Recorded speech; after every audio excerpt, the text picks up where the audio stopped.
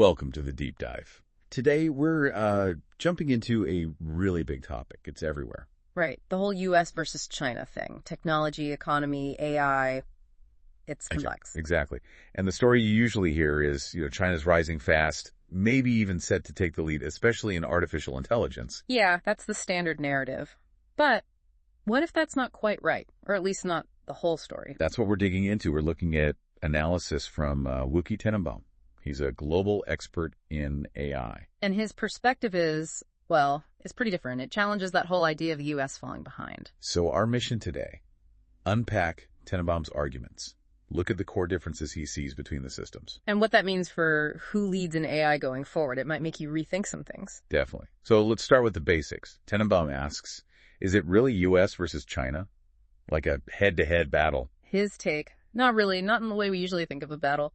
He uses this great analogy. He says China sometimes looks bigger and tougher than it is, like a small dog that's all fluff and bark. Make it look intimidating. So, noisy, but maybe not as powerful underneath. He calls it cuentos chinos. Exactly. Chinese stories, implying, there's some exaggeration, some narrative crafting going on. And this connects to a fundamental difference between the two countries. Yeah, a core difference in how they operate. It comes down to competition. How so? Well, Tenenbaum argues the U.S. is just fundamentally built on constant competition. It's seen as a good thing, a driver. In business, obviously, but elsewhere too. Everywhere, even inside companies, like between colleagues. It's seen as what pushes results, what sparks real innovation. Okay, and how does that compare to China's system in his view? He argues China's system, the communist system, fundamentally tries to limit or control competition internally. But didn't they open up economically? What? Allow people to get rich. Yes, they did allow competition for wealth, for money. You see the results in, flashy spending. But Tenenbaum argues that competition was kept in a box. Kept away from certain areas. Right, kept away from spilling into things like deep knowledge creation or challenging the system itself. He had that interesting cultural point about Americans and money being open about income, taxes as proof of success. Yeah, he connects that openness, maybe even a lack of widespread envy compared to some cultures, to this competitive spirit. It's like, your income is your score in the game. Paying taxes is, maybe part of winning. It shows you succeeded in the competition. So that deep-seated competitive drive wasn't really fueling China's rise in the same way. Tenenbaum traces China's big growth spurt, starting from the early 90s when they were the world's factory. Right. And sure, allowing some competition fueled that initial growth, but it was always sort of constrained, focused on making money, not necessarily on creating fundamentally new things. And the constraint is where Tenenbaum sees the limit, the ceiling. That's his core argument. He believes China hits a wall, especially with something like AI, because they lack that deep internal engine for knowledge creation. So relying more on copying, imitating, even, he argues, intellectual property theft. Less focus on the really hard foundational innovation that comes from freewheeling competition and inquiry. Okay, this leads to a really key point in Tenenbaum's analysis.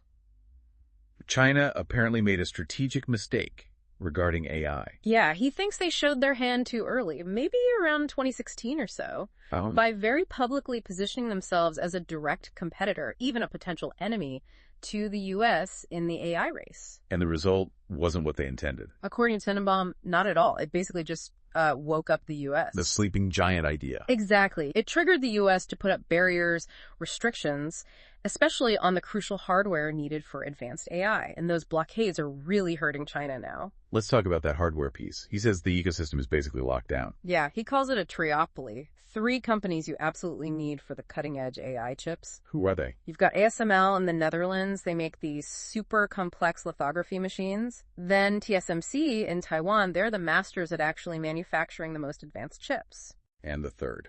NVIDIA in the US. They design the top GPUs, but crucially, also the software, like CDA, that makes those GPUs sing for AI tasks. That integration is key.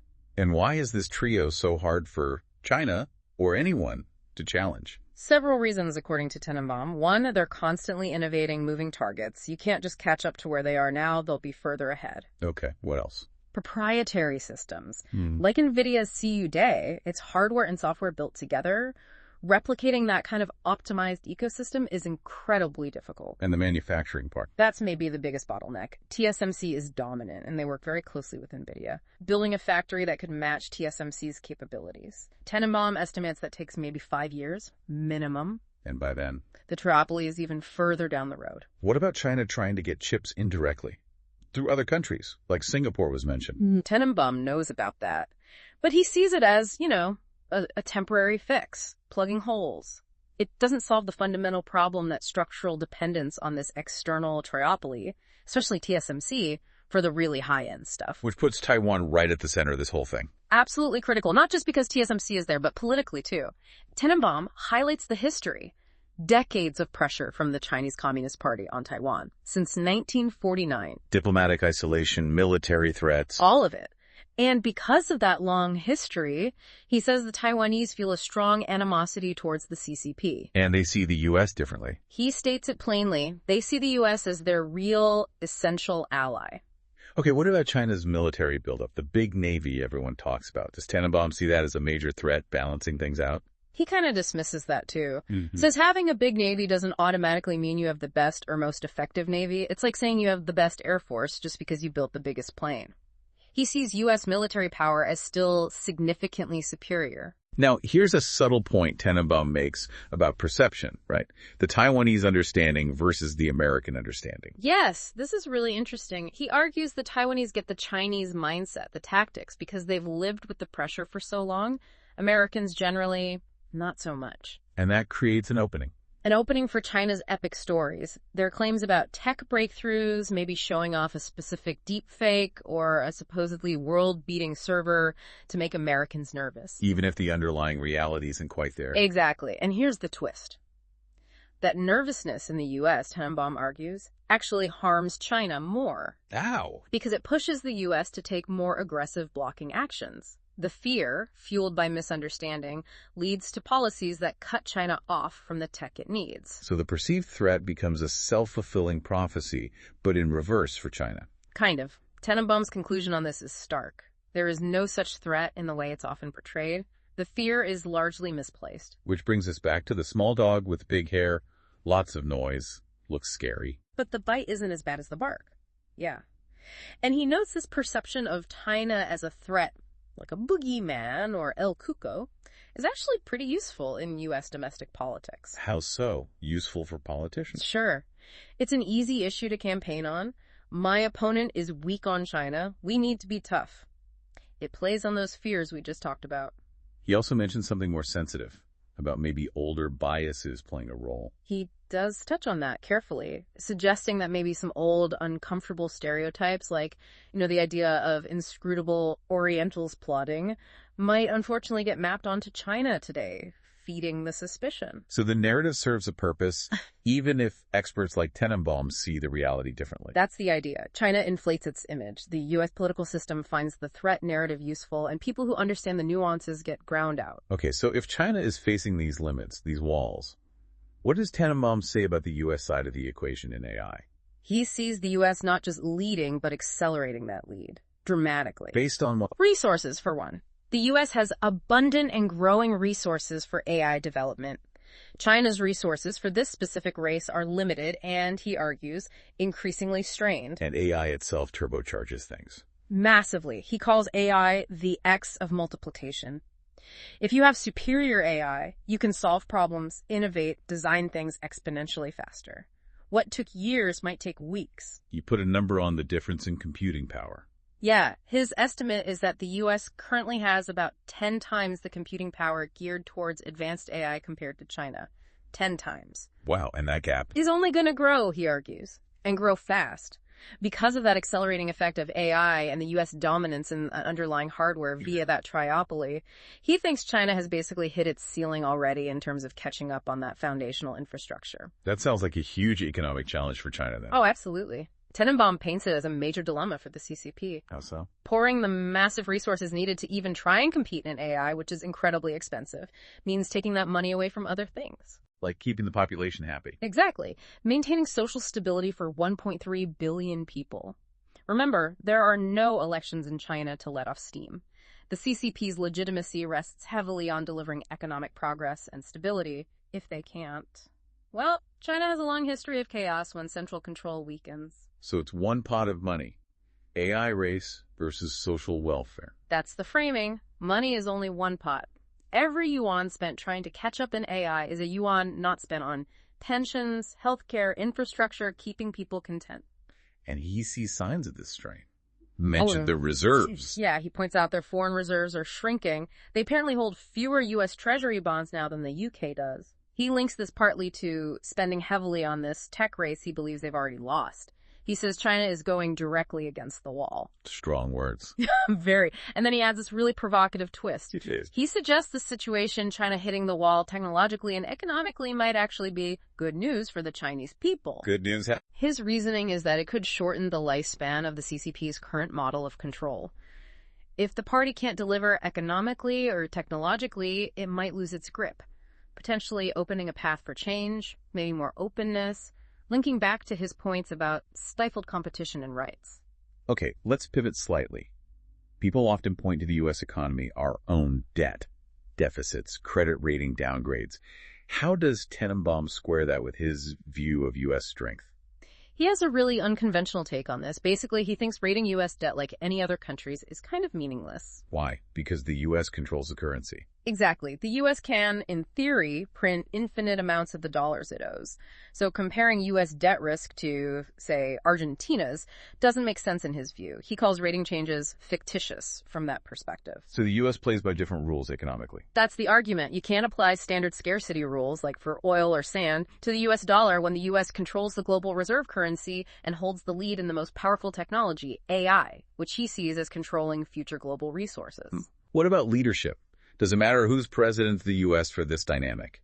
Biden versus Trump, for instance. Tenenbaum's view here is interesting. He argues the underlying U.S. system, the socioeconomic structure, the competitive drive is so strong, it kind of functions regardless of who is in the White House. The system is bigger than the individual leader. That seems to be his perspective. He does suggest, though, that someone like Trump, with his explicit focus on winning and accumulating means, resources, money, power, might actually be, perhaps accidentally, more aligned with the competitive reality Tenenbaum describes. That focus on raw power and resources is what accelerates the U.S. lead in this view. And he contrasts this again with China's claims. Yeah, he keeps coming back to that, calling China's tech self-promotion pathetic when you look at the underlying U.S. advantages. We saw some news recently, small bumps in Chinese markets, Jack Ma reappearing. Does Tenenbaum see that as a sign of recovery? He tends to dismiss those as just, market fluctuations, bounces, not a sign of a fundamental change in trajectory. He acknowledges China has big domestic companies, though. Oh, absolutely. Alibaba, Tencent with WeChat, huge successful companies serving that massive internal Chinese market. No question about that. But comparing Wall Street to Shanghai, he thinks that's ridiculous in terms of future potential and global influence. He points to China having major export problems. And U.S. companies potentially benefiting. Yes, arguing that as China loses global market share, U.S. companies are well positioned to step in and take it over. What about China's global initiatives? The Belt and Road projects in Africa, Latin America? Tenenbaum seems quite skeptical about their effectiveness. He gives examples like maybe losing control of port assets. His point is, even if China is collecting tons of data globally through these projects, they lack the ability to really use it. Right. Because of those hardware limitations we talked about, they lack the advanced AI processing power to turn all that raw data into truly valuable strategic insights or technological advantages. So it's data collected, but maybe not effectively leveraged. There's another layer to Tenenbaum's analysis, based on deep experience within China, about social fragility. Tell us about that. Yeah, this is crucial and often overlooked. Drawing on insights from someone who's apparently visited China 70 times since '92, he argues that beneath the surface of control, Chinese society is actually quite fragile, even deformed. Deformed? How? What does he point to? A big factor is the one-child policy's long shadow. Creating a generation, multiple generations really, without siblings, fundamentally changed family structures. And the consequence? A heavy reliance on Guanxi personal connections, networks trying to fill the gap left by weakened traditional family and community ties. He sees Guanxi almost as an artificial replacement for those organic social safety nets. He also points to the lack of basic rights we mentioned: no real unions, no right to strike. It's a contradiction, right, for a nominally communist country. So while people live better than before, The underlying social fabric, he argues, is brittle. It lacks the resilience you see in other societies. he contrasted it with places like Argentina. Yeah, saying that even in severe crises, Argentine society holds together through those deep networks: friends, family, community support, which persist regardless of the government. He worries that if the CCP lost control in China, It could be chaotic. unprecedentedly chaotic, because those traditional shock absorbers, those deep social bonds, have been weakened or replaced by something less robust, like Guangxi. So the appearance of state strength of people used to hardship is actually misleading. From this perspective, yes, it's a sign of social weakness. And now that living standards have risen, people have expectations. They aren't willing to go backwards easily. This makes the society potentially more volatile if things go wrong. The system is brittle. And again, this connects back to the threat perception. Exactly. Someone in the West sees a sophisticated Chinese deepfake and thinks, wow, they're winning. But they miss this underlying fragility, the tech limits, the social brittleness. So wrapping up Tenenbaum's core message from this whole analysis, It's pretty blunt. Stop focusing so intensely on China as this overwhelming threat. The Spanish phrase was, dejen de mirar tanto a China. Stop looking so much at China. His bottom line is that the perception is way overblown. What China often presents is, in his words, sometimes pathetic, based on stories that don't match the reality of their tech limits and social fragility, especially when you compare it to the fundamental strengths and the accelerating AI-powered advantages of the U.S. that is definitely a perspective that cuts against the grain of a lot of discussion we hear. We've really dug into Mookie Tenenbaum's viewpoint today, an AI expert offering a different lens on U.S.-China competition. Yeah, looking at his arguments about systems, strategy, hardware, the whole triopoly thing, and these deeper social issues, it paints a picture very different from the unstoppable juggernaut narrative. Right. The picture presented here is one where the U.S. isn't just holding its own, but actually pulling away, driven by its competitive nature and resources that Tenenbaum believes China just can't match long-term in this specific race. So a final thought for you, the listener, to chew on after this deep dive. If Tenenbaum's analysis holds weight, if China isn't the existential tech threat it's often made out to be, what does that really tell us about global competition in this age of AI? And maybe, just maybe, where should we actually be focusing our attention?